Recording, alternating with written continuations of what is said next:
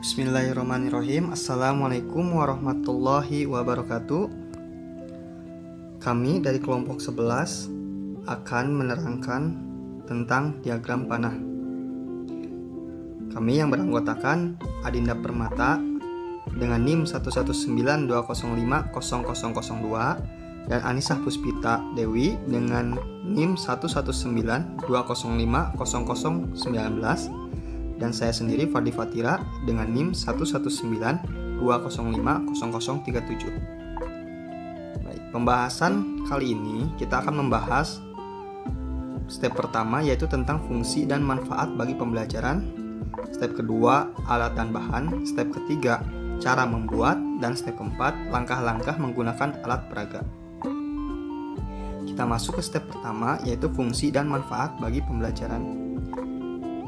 Baik, fungsi dan manfaat bagi pembelajaran. Menarik perhatian dan meningkatkan pemahaman siswa dalam memahami materi, fungsi, dan relasi. Jadi, alat peraga ini diperuntukkan untuk menarik perhatian dan meningkatkan pemahaman untuk memahami fungsi dan relasi. Baik, step kedua, pengenalan alat dan bahan. Alat yang digunakan dalam membuat alat peraga ini yaitu gunting, double tip, pelubang kertas, penggaris, dan mesin print. Nah, adapun bahannya yang diperlukan adalah kertas karton, kertas asturo, kertas metalik, kertas HVS, spidol, pin atau jarum, dan styrofoam. Baik, selanjutnya, step ketiga, cara membuat akan dijelaskan oleh Anisah Puspita. Terima kasih kepada Fadli. Langkah selanjutnya adalah cara membuat. Yang pertama, lapisi styrofoam dengan kertas karton tipis berwarna gelap. Gunakan double tape untuk menempelkannya. Yang kedua, gunting kertas karton membentuk diagram untuk himpunan A dan B. Yang ketiga, lapisi diagram yang telah dibentuk pada step kedua dengan kertas asturo berwarna cerah. Kemudian, tempel pada styrofoam. Keempat, print gambar-gambar yang akan dijadikan anggota himpunan. Kelima, gunting gambar yang sudah di-print pada step 3 dan tempelkan pada kertas karton tebal menggunakan double tape. Keenam, gunting kertas asturo untuk dijadikan papan bertuliskan fungsi, relasi, fungsi injektif, fungsi surjektif, fungsi bijektif, dan tema kalimat penghubung-hubungan antara domain dan kodomain. Contohnya, suka makan, lebih besar dari, dan lain-lain. Ketujuh, lubangi pada tengah atas untuk semua kertas yang telah disiapkan pada step kelima dan keenam dengan pelubang kertas. Kedelapan, pasang pin atau jarum pada masing-masing diagram untuk himpunan A dan himpunan B untuk pasang lepas elemen atau anggota himpunan dan panah. 9. Ukurlah panjang panah yang akan dibuat berdasarkan letak pin. 10. Gunting kertas karton yang telah dibentuk panah dengan berbagai ukuran. 11. Lapisi kertas karton dengan kertas metalik menggunakan double tape. 12. Lubangi juga ujung-ujung panahnya. Dan yang terakhir, kita siapkan kertas untuk membuat soal. Nah, untuk step keempat adalah langkah-langkah menggunakan alat peraga akan dijelaskan oleh rekan saya, Adinda Permata. Baik, terima kasih Anisah telah memperkenankan saya untuk melanjutkan pembahasan mengenai alat peraga yaitu diagram panah ke step yang keempat yaitu langkah-langkah menggunakan alat peraganya. Langsung saja, di sini saya memiliki cara-cara menggunakannya. Yang pertama yaitu siswa dibagi menjadi beberapa kelompok, lalu perwakilan kelompok sebanyak 2 orang maju ke depan untuk bermain dan dapat dibantu oleh teman kelompoknya dari bangku masing-masing. Lalu yang ketiga yaitu memilih soal yang telah disediakan. Misalkan dalam contoh satu ini, perwakilan kelompok mengambil soal yang isinya seperti diketahui anggota himpunan A yaitu 3, 5, dan 7 dan himpunan B yang anggotanya yaitu 2, 4, dan 6. dengan kalimat penghubung yaitu lebih besar dari. Lalu tentukan diagram panah tersebut menyajikan bentuk relasi atau fungsi. Nah, di sini siswa menyusun elemen atau anggota domain dan kode main dan memasang kalimat penghubung lebih besar dari.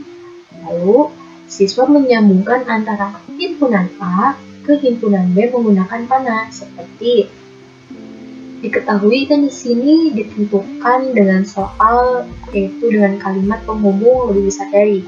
Maka kita perhatikan soal himpunannya yaitu bahwa angka-angka yang dari domain ini lebih besar dari angka-angka yang dari anggota kodomain ini tuh yang mana gitu. Seperti yang pertama, terdapat angka 3. Maka angka 3 lebih besar dari angka 2. Maka langsung saja kita hubungkan menggunakan panah yaitu 3 lebih besar dari 2. Dan selanjutnya itu seperti itu. Di sini ada 5, maka 5 lebih besar dari 4. Langsung saja kita hubungkan kembali dengan panah. Nah, yang ketujuh ini bisa jadi terdapat 2 kemungkinan jawabannya. Nah, karena 7 ini lebih besar dari angka-angka sebelumnya. Maka yang pertama di sini 7 lebih besar dari 4 dan 7 lebih besar dari 6. Nah, lebih jelasnya dari himpunan tersebut memperoleh 3 lebih besar dari 2, 5 lebih besar dari 4, 7 lebih besar dari 4, dan 7 lebih besar dari 6. Maka siswa menentukan apakah diagram panah tersebut menyajikan bentuk relasi atau fungsi dengan memasang salah satu papan bertuliskan relasi atau fungsi yang telah disediakan. Maka pada soal ini jawabannya adalah relasi karena salah satu anggota S dari daerah asal atau domain memiliki pasangan lebih dari satu, yaitu pada 7 ini memiliki 2 pasangan yaitu 4 dan 6. Lalu selanjutnya di contoh yang kedua, terdapat soal misalkan soalnya itu himpunan A sebagai domain yaitu bangunan bersejarah yang beranggotakan ARC de Triomphe, lalu ada Menara Eiffel, ada Borobudur, dan Menara Pisa. Sedangkan di himpunan B yaitu sebagai kodomainnya yaitu asal negaranya yang beranggotakan negara Prancis, Indonesia, dan Italia. Dengan kalimat penghubungnya yaitu ikon negara dari bangunan bersejarah tersebut. Nah, maka simpulkan apakah hubungan antara himpunan A dan himpunan B itu adalah fungsi injektif, surjektif, atau bijektif. Nah, di sini siswa melakukan hal yang sama seperti step-step sebagaimana contoh soal sebelumnya, yaitu siswa harus mengetahui dulu bangunan bersejarah itu berasal dari negara mana saja.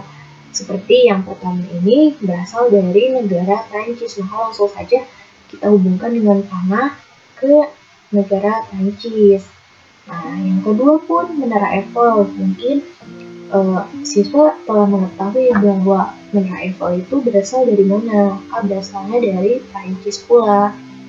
Nah, yang ketiga yaitu terdapat Candi Borobudur. Nah, pasti kita semua telah mengetahui bahwa Candi Borobudur itu adalah ikon negara dari negara Indonesia, maka langsung saja hubungkan menggunakan panah ke negara Indonesia.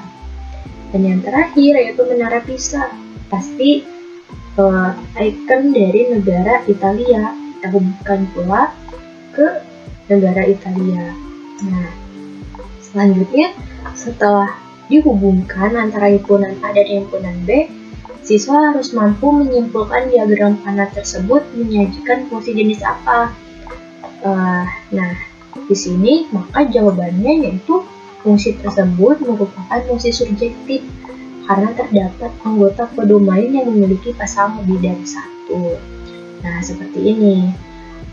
Dari yang pertama dan yang kedua ini memiliki pasangan yang sama, yaitu di negara Prancis. Nah, maka Sekian saja penjelasan atau presentasi yang dapat kelompok kami simpulkan atau kelompok 11 sampaikan mengenai alat peraga diagram panah. Nah, semoga penjelasan ini bisa membantu siswa dalam mengerjakan atau memecahkan masalah mengenai relasi dan fungsi. Dan terima kasih. Wassalamualaikum warahmatullahi wabarakatuh.